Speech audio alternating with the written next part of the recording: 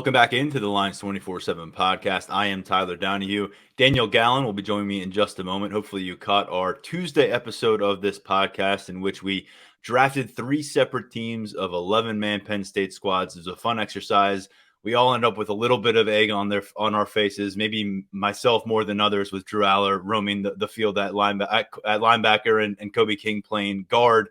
But overall, it was a fun experience. We put the poll up at lions247.com. Last I checked, Mark Brennan had a little bit of an edge there. I was trailing second, and Daniel was in a distant third. I don't think his philosophy was quite appreciated by the voters as much as I've come to appreciate it a couple of days later. But without further ado, let's hop into it with you, Daniel.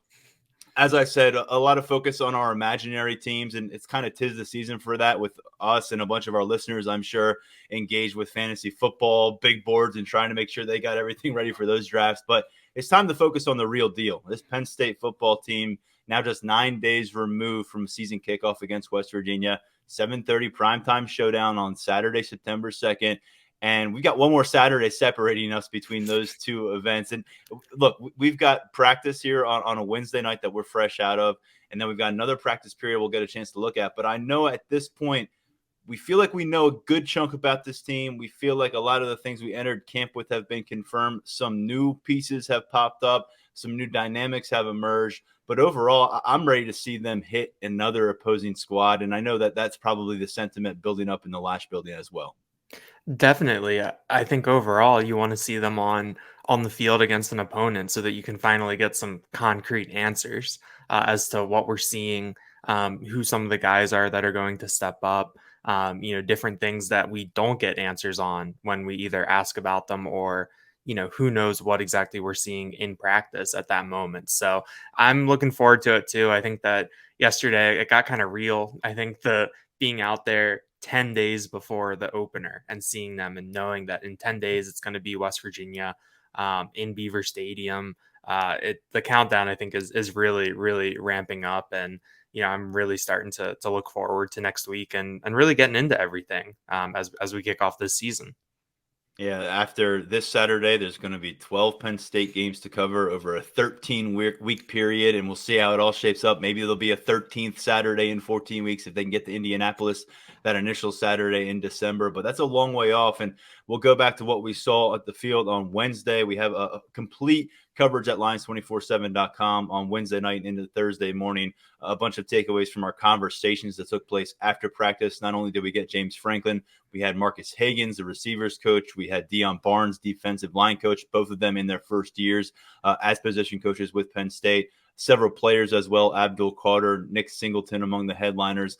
All that content over at lions247.com. We're not going to spend too much time going through those details and reading through our transcripts, but we got to hit on a few subjects here. And one of them is the sustained absence of offensive guard Lyndon Tangwall, one of the premier offensive line prospects to sign with Penn State under James Franklin's direction. Hasn't really been able to stay on the field during his time here, unfortunately. Took the red shirt in back in 2021. 2022 stepped up as a game one starter as a redshirt freshman, but by the time the squad was into October and really got rolling into Big Ten play, he was sidelined for the rest of the season. Only played 5 matchups last year. It was good to see him back for spring ball. We had him on the podcast, I think, a couple times this past offseason, and you could hear it in his voice, the passion, the enthusiasm. You got to remember, didn't have a senior high school season as well because of COVID. So it's been a while since he's been out there. And unfortunately, it's been a while since we've seen him. He was on the field for practice number 1 when we got a look at that back on August 2nd. But it's been 3, 4, 5 looks maybe at this point, plus some other team events that have occurred away from the practice field. And Lyndon Tangwall has not been present for our viewing sessions of any of those. And at this stage, again, 9 days away from kickoff, you start to take a longer look toward J.B. Nelson at that left guard spot. I think that JB Nelson is someone that Penn State fans, if they aren't familiar with them already or weren't reading some of our coverage on Lions 24/7 this month, I think that he's someone that people are going to get to know pretty quickly, depending on what happens with Tangwall health wise, and I think also just because of the figure that JB Nelson cuts on the field. He's a very, very big guy. We saw Penn State doing some drills yesterday that we hadn't seen them do before that involved seeing those offensive linemen out in space. And when JV Nelson gets moving, it's a freight train coming downhill. So, I think that he's someone who, when he came to Penn State from that Lackawanna College pipeline, obviously the hit rate on those Lackawanna offensive linemen has been a little bit different than the defensive backs over the past couple of years. But he's someone that had to do some work on his body and adjust to the Big Ten game. With linemen, the transition is always a little bit different compared to some of those other positions. But it seems like that he has gotten himself into a good place where he can potentially contribute. We know that Penn State likes his versatility with his ability to play either outside or inside. And he's someone who I think was going to have a role this year, no matter what, no matter how Phil Troutwine and James Franklin wanted to divide things up. But I think it could potentially become a little bit more prominent right here.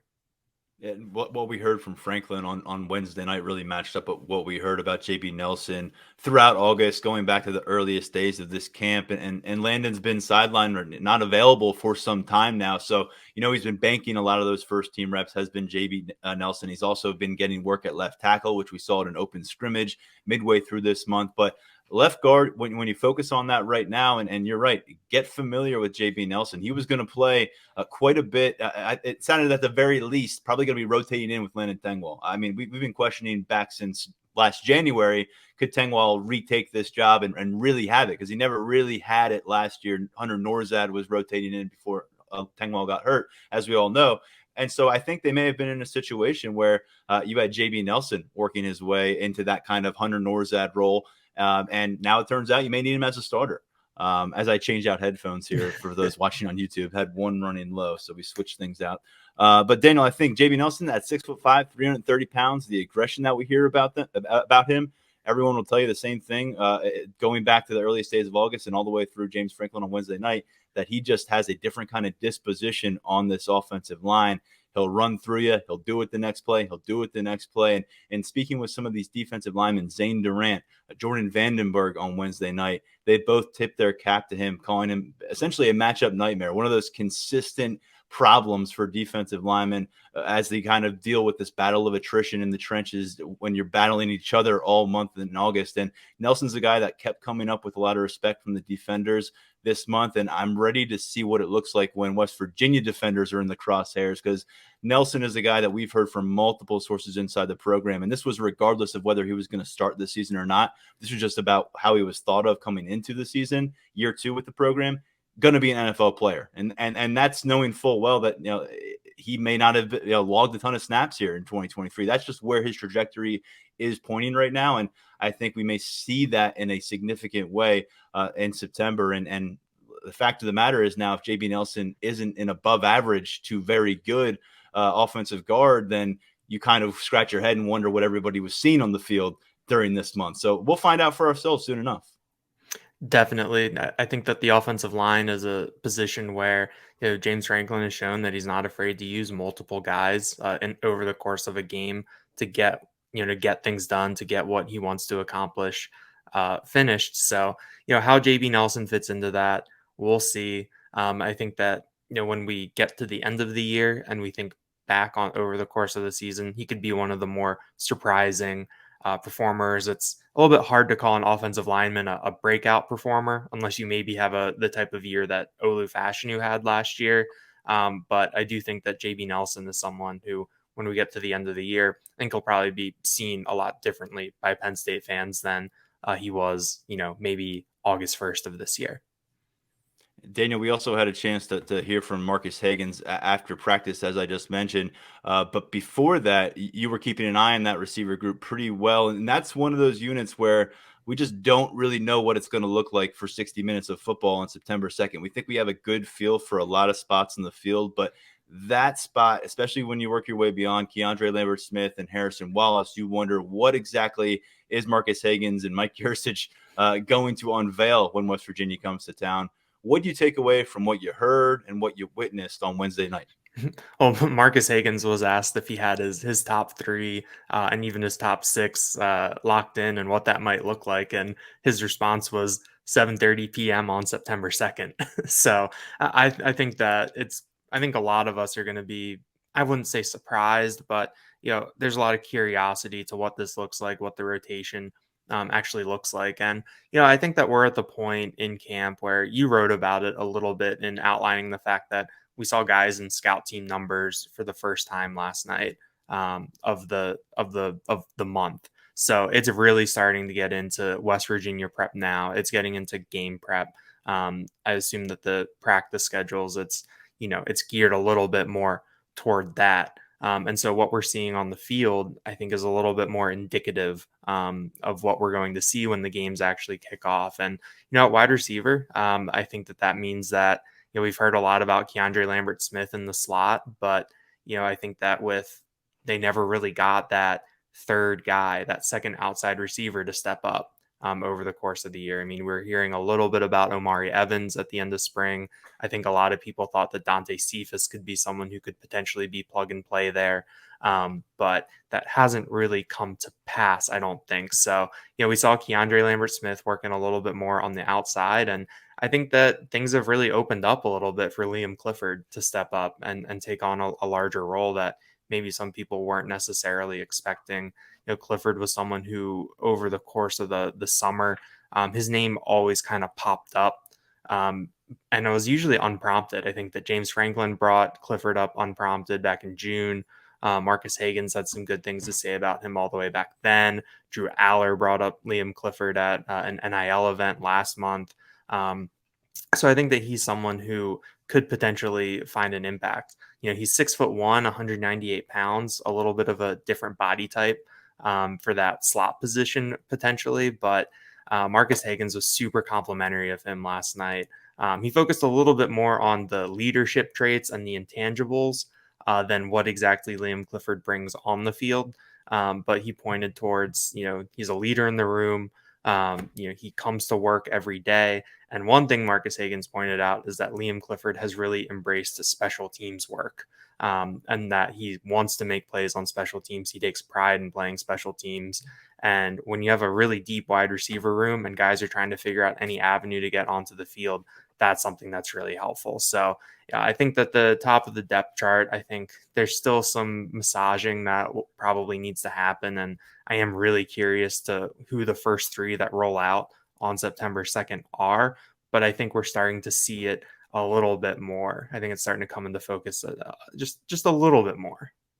And as you've documented a few times, KeAndre Lambert-Smith's versatility, ability to play outside, inside, he's done it in games. You just wonder how that factors in. We already talked about ad nauseum how the tight end room could impact the situation too.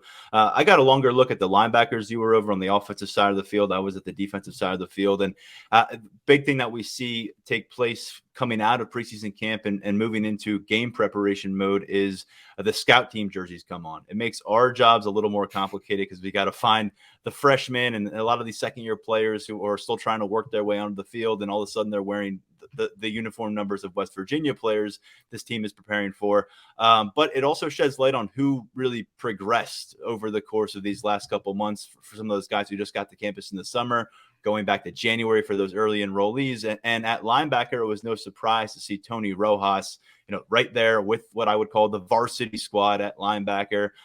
It was him and working behind Abdul Carter at the will position, which is what we saw in an open scrimmage earlier this month. And then at the Mike position was Kobe King, Tyler Elsdon, and then you're going to see Keon Wiley. We have a photo of him in our gallery, and he's listed at 219 right now. He came to campus last year at 205. I don't know where he'll be in the update, but I think 219 is definitely light right now for him. He looks like a completely different player, and he's going to be a factor in that box as well. We'll call him kind of the fifth player in that group at the Will Mike situation. And then outside, in terms of what we're going to see at Sam, Curtis Jacobs is a returning starter there, third-year starter overall in this defense, played a lot of football. But Dom DeLuca, as we said, do not discount him as a defender. I know he's a special team story. He's a great walk-on success, but he's going to play a lot of defensive football as well. So that was the cluster there. And I just think freshmen, though, when you're looking for impact, it's going to be probably more so defense, at least going into this season. Tony Ross is going to be a factor. He's going to do it on special teams as well, but I think we're going to see him get some serious run under Manny Diaz in early September, right away. But I think over in the defensive backfield, King Mack was wearing his number 9. that signifies where he is at. Probably looking at a third-team safety spot right now, but keep an eye on him on special teams units. Same deal on special teams pathways for Elliott Washington at cornerback, for Zion Tracy at cornerback. And you got to really appreciate that Zion Tracy is in this spot right now, considering he did not get any practices logged during his first spring here. Saw him in an arm sling, ended up out of it by the time April rolled around, but he did not practice. So he's caught up fast, and he is fast, so that makes sense. But Elliott Washington's the guy where he's hard to ignore on the field. He's thick, 190 plus pounds at 5'11", 6 foot. Just a lot of mass on that frame already for a guy who's flying around sub 4.4 40-yard dash. And so you gravitate towards some of these freshman defenders, but I know you also saw some of them on the offensive side of the football as well. Definitely. I think the one that I noticed the first, mostly just because of the way that practice goes, is, I saw London Montgomery out there in his number 24. I thought that was, I think that what we've seen from him and been able to see from him this August has just been a really, really pleasant surprise based on, missing his senior year at Scranton Prep. I think that the fact that Jaywan Sider earlier this year kind of talked about how, they didn't need him to be ready right away, just because of what they have back and adding Trey Potts behind Nick Singleton and Katron Allen. But the fact that he is out there, he's in his number, he's a full go. I think that is a bonus for Penn State, and I think that that's something that kind of has the trickle down that you might not see on game days, but it's the fact that he's getting these reps in practice. He's able to be someone else there to carry a little bit more of the practice workload from Nick Singleton and Katron Allen. I think that is a very good bonus for Penn State. On the offensive line, Javen Williams in his number 70, the 5-star recruit. I think that he's someone that there's a lot of excitement about, and we've heard that he's in the mix for that 4th tackle spot. He's someone who could play his way, into the 2 deep, or at least be in a position on the depth chart where Penn State could call on him. And Anthony Danko was out there in his number 68. I think that he's a little bit more under the radar of this group. He's still a 4-star, but he was the only one of the 4 offensive linemen signed who did not finish in the top 24/7. And we know where Javen Williams finished. We know where Alex Birchmeier was when he committed, and he fell a little bit, but as an interior offensive lineman, that's just kind of the way it goes with the value. And then Chim Diono, top 100 guy, yeah, definitely. And then Chim Diono was the late riser in the class, and kind of the surprise, for lack of a better term, in February. But I think the fact that Anthony Danko has been able to put himself in this position, he is a really, really physically impressive kid. I think last March I got to talk to him before his senior year at an Under Armour camp in Baltimore, and he was just towering over me. Just enormous, moves well. I think that this shows that he's taken really well to this program. And I think that that's something when, you can never have too many offensive linemen. You can never have too many offensive linemen who are ready to play. Penn State really showed that last year. And I think Anthony Danko, being right here is a step in that direction. And then one more freshman that I missed, over the course of Wednesday night, but you pointed out to me, was Andrew Rapplier in his 87. Really, really curious to see, what this means for him, where he's able to potentially get onto the field.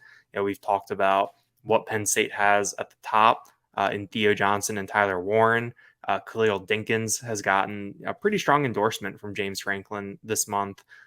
So, how Andrew Rapplier is able to, work his way on to the field, I think is going to be really interesting to see. He looks physically ready. He does not look out of place on the field, as a freshman. So, the tight end room is interesting, and just the way that Penn State has stockpiled those athletes and can use them in lots of different ways.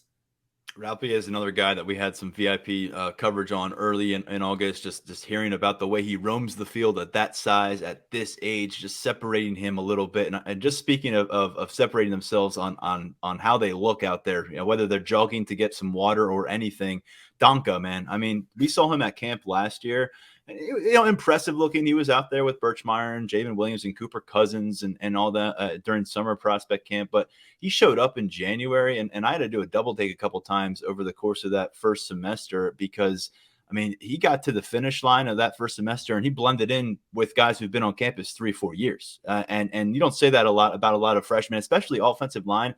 It's usually either a build them up kind of prospect like a Chimdi Ono or a Rasheed Walker, who I think got to campus at like 270, 265.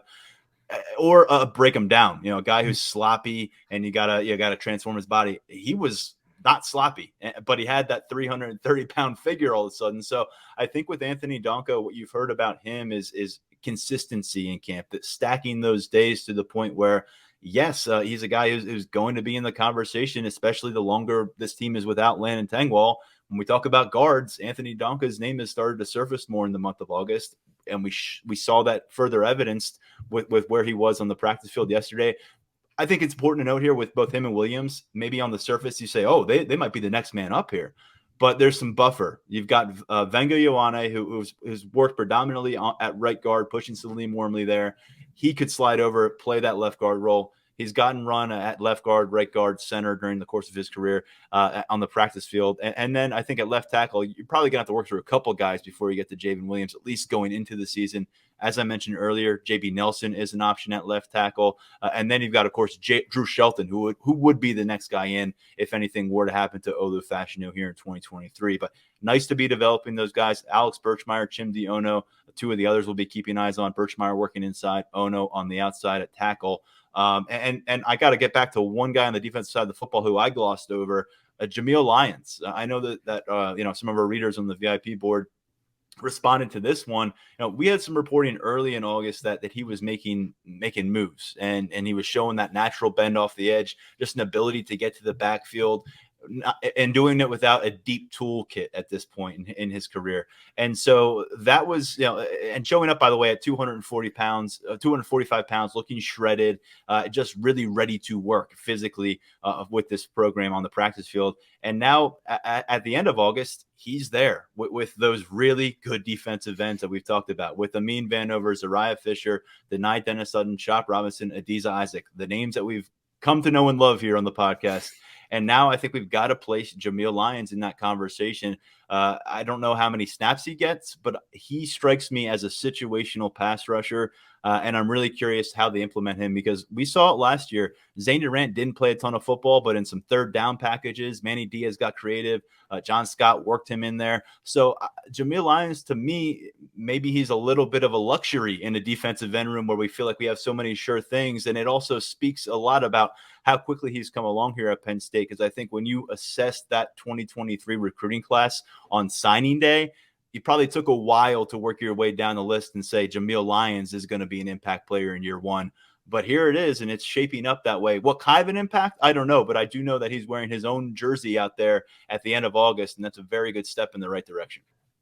Definitely. I think that when you look at that defensive end room, James Franklin kind of framed it as that they've got the 2.5 deep across, because you have 5 guys that you feel really comfortable with that top 3 of Isaac, Robinson, Dennis Sutton, and then Amin Vanover and Zariah Fisher. But, I think that we've seen it time and time again in football at any level. The more edge rushers that you have, the more guys that you can throw at offensive tackles over the course of a game, the more that you can mix and match, the more that you can keep guys fresh. That's really going to pay dividends for you, in the fourth quarter, of a close game. So, I think that if Jamel Lyons is ready to be in a role, I think that's a huge bonus for Penn State. Like you said, last year, what we saw with Zane Durant, the creativity with getting him onto the field in certain packages. I'm really, really excited to see, what Penn State can do with that front in terms of mixing and matching, and what they can do with Lyons' skill set, because he's just such an impressively long athlete that you really, really do notice him on the field. All right, we got some other tidbits from the practice field yesterday, including, who's wearing number 0 over there at linebacker? That's right, DeLuca, the guy that we thought probably was going to end up wearing number 0, which since 2020 has gone to a standout on special teams who has, known as a motivator, a tone setter, however you want to apply that. But he's a guy that's going to come in and carry the respect across the field, regardless of what his role is on offense or defense. Jonathan Sutherland has been that guy for the last 3 years, so he's the only number 0 we've seen. Now we have a second one in DeLuca, and just keep piling it on to a fantastic walk-on story here. Daniel, it's pretty remarkable that he has a long way to go in his Penn State career. He's got a lot of potential stories to force us to write in the next few seasons. Only a redshirt sophomore, and yet here he is, a team captain, an established linebacker in your defensive unit, and wearing this number 0, which is a very lauded role within this roster right now. Yeah, it's always hard to kind of start traditions. And, I think that this number 0 thing, I think that is a really good idea. I really like it. And then, that Penn State could get through the first 6 years of the number 0 being, able to be awarded to players, and they could have only 2 guys wearing it. That's right. Yeah. With Sutherland and DeLuca. So I think you got to give this, some people don't necessarily, think that manufacturing traditions can be kind of corny, but give it some runway. Yeah. And I think it'll get there. But, I think that it speaks to the respect that DeLuca has. He was named the special teams captain coming out of spring ball. James Franklin said on Wednesday night that, for a little bit, they thought that they might only have one special teams captain when they were doing the voting for the other spots they announced last weekend. But Malik Mega ended up getting, a lot of credit, a lot of votes from his teammates. But, I do think that speaks to, what Dominic DeLuca, the respect that he has. We've seen him out there as a holder. It seemed like there were a couple games last year where he was always the first guy down the field on kickoff coverage. And then, we've seen him make some plays at linebacker, whether it was in the blue-white game last year. At one point this fall or this summer, someone said that he was in the lead probably to be the takeaway king.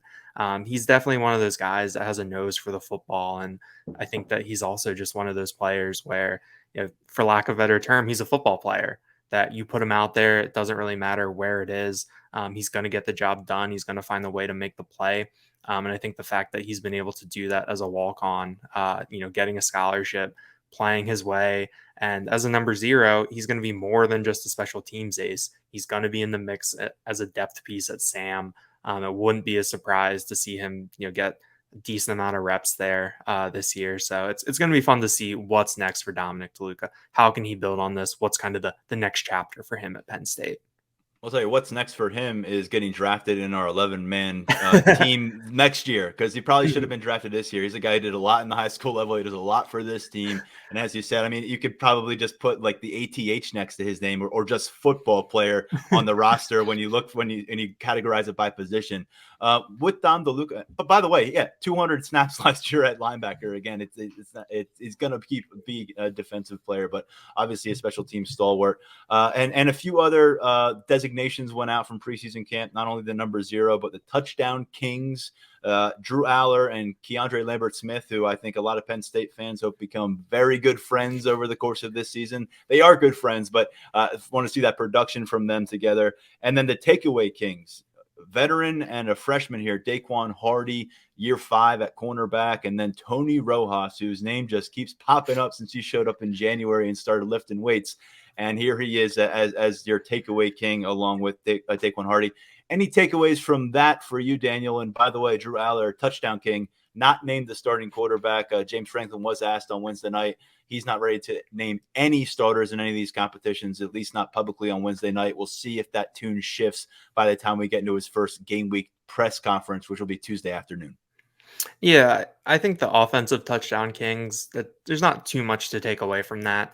If you just kind of, basically do the math where, KeAndre Smith has been mentioned as, the top wide receiver along with Harrison Wallace since spring ball. We know that Drew Aller has gotten the quote majority of the first team reps this during camp. So, those two are, having lots of opportunities. And, it is good to know that they are taking advantage of those. So I wasn't too surprised to see that combination.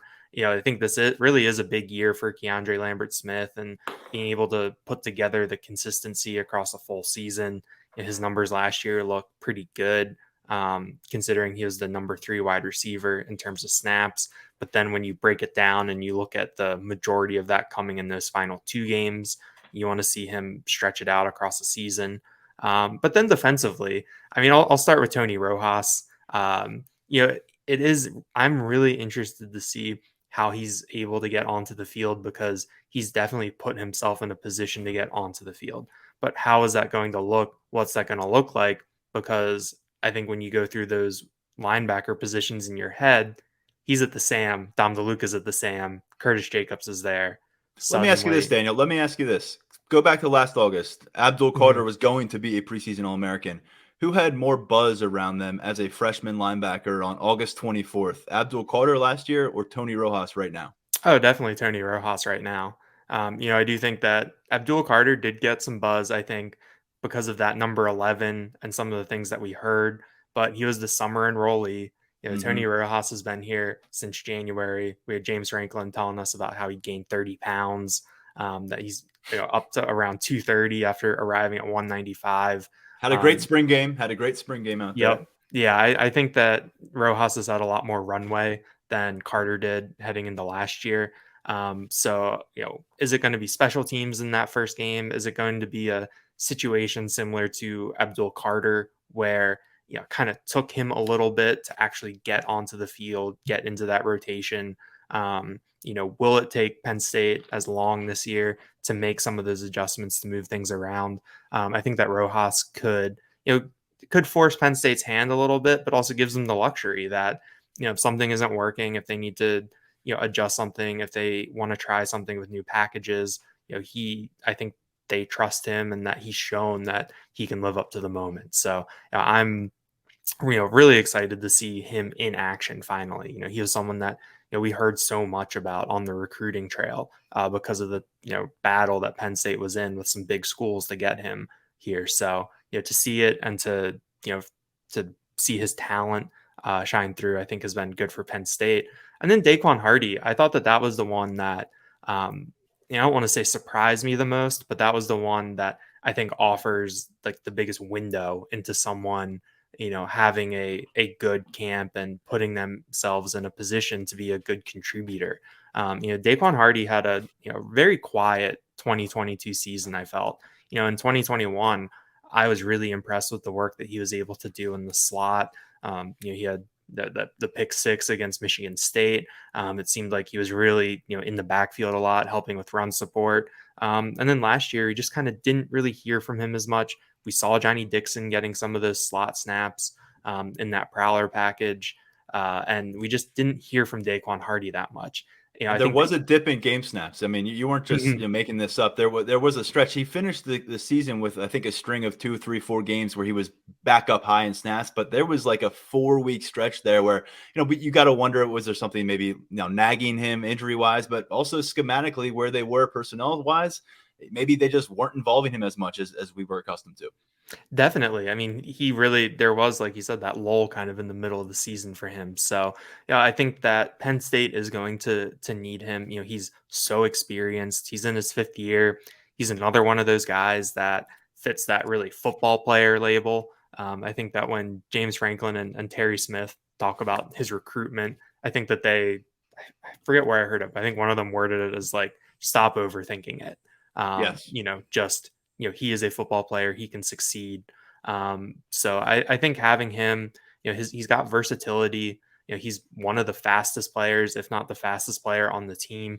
I think that he's someone who can help Penn State in a variety of ways, whether that's in the defensive backfield or in the secondary. But, I think that that's something that when you talk about the depth in the secondary, I think that bodes really, really well, for the team as a whole and for Hardy himself to get back out there, be a more consistent presence in the secondary, and show some more of those playmaking skills that we saw earlier in his career that we didn't get to see as much last year.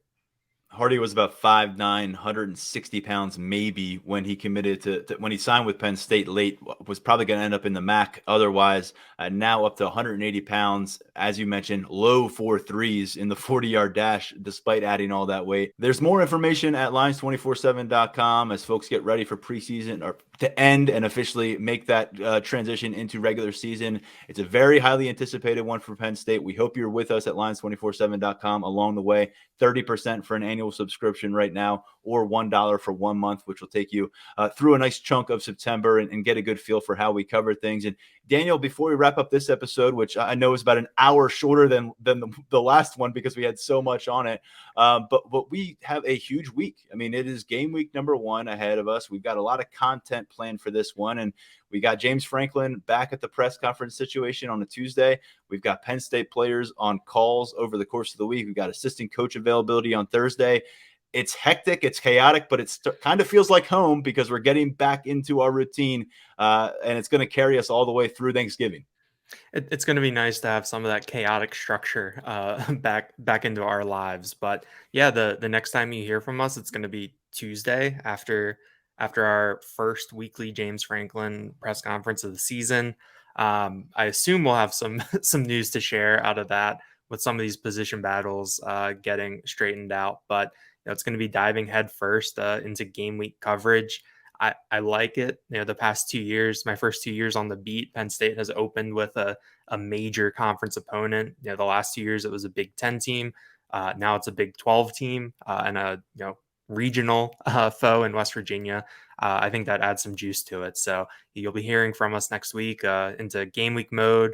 We'll have a depth chart on Monday, I believe, with where we think things stand, and it'll look a little bit different, I think, than the last one that we did earlier this month. So a lot of coverage to look forward to, and I'm really excited to really dive in and get going.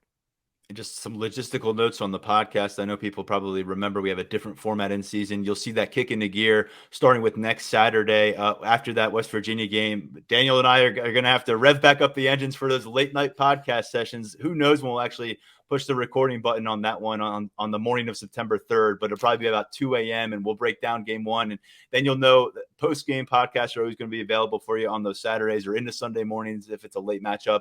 But then we'll switch in. We'll come back to you on Mondays, Tuesdays, and Thursdays. We like to sneak in that Monday episode. It gives us a chance to kind of recap what we saw on the field before we dive back into another game week. So they'll be shorter episodes. They're not going to be these hour-plus long monsters that we've tried to bring you all summer long, but they're going to be more frequent, and that's going to start following the West Virginia game. We're still on a Tuesday, Thursday, then Saturday structure this upcoming week. So that's enough of the spiel from me.